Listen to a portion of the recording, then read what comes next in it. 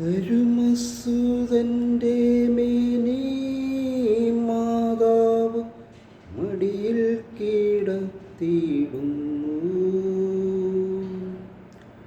അലയാഴി പോലെ നാഥേ നിൻ ദുഃഖം അതിരു കാണാത്തതല്ലോ.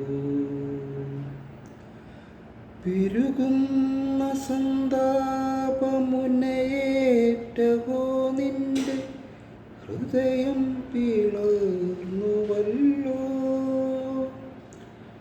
ആരാരുമില്ലാശ്വാസമേകുവാൻ ആകുലനായികേ.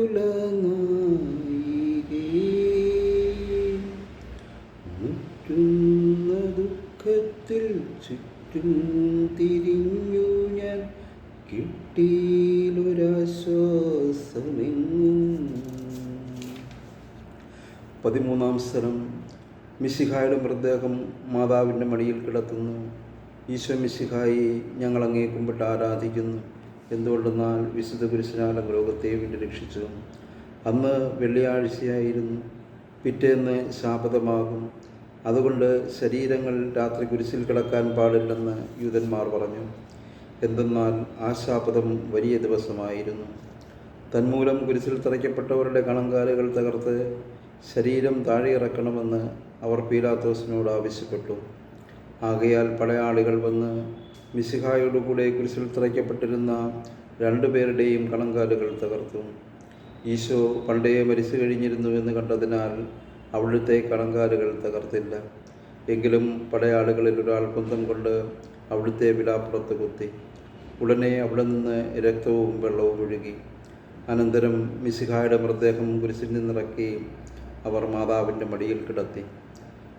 ഏറ്റവും വ്യാകുലയായ മാതാവി, അങ്ങേ വത്സരപുത്രൻ മടിയിൽ കിടന്നുകൊണ്ട് മൂകമായ ഭാഷയിൽ അന്ത്യയാത്ര പറഞ്ഞപ്പോൾ അങ്ങ് അനുഭവിച്ച സങ്കടം ആർക്ക് വിവരിക്കാൻ കഴിയും?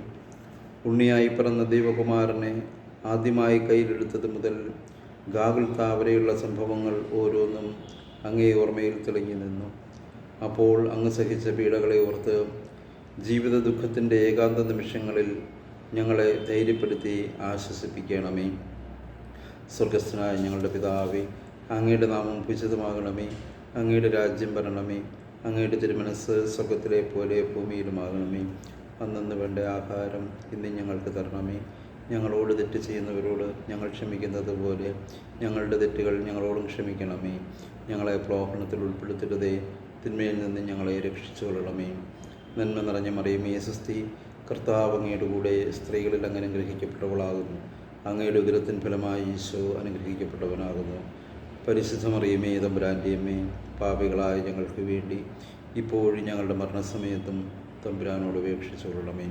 കർത്താവെ അനുഗ്രഹിക്കണമേ.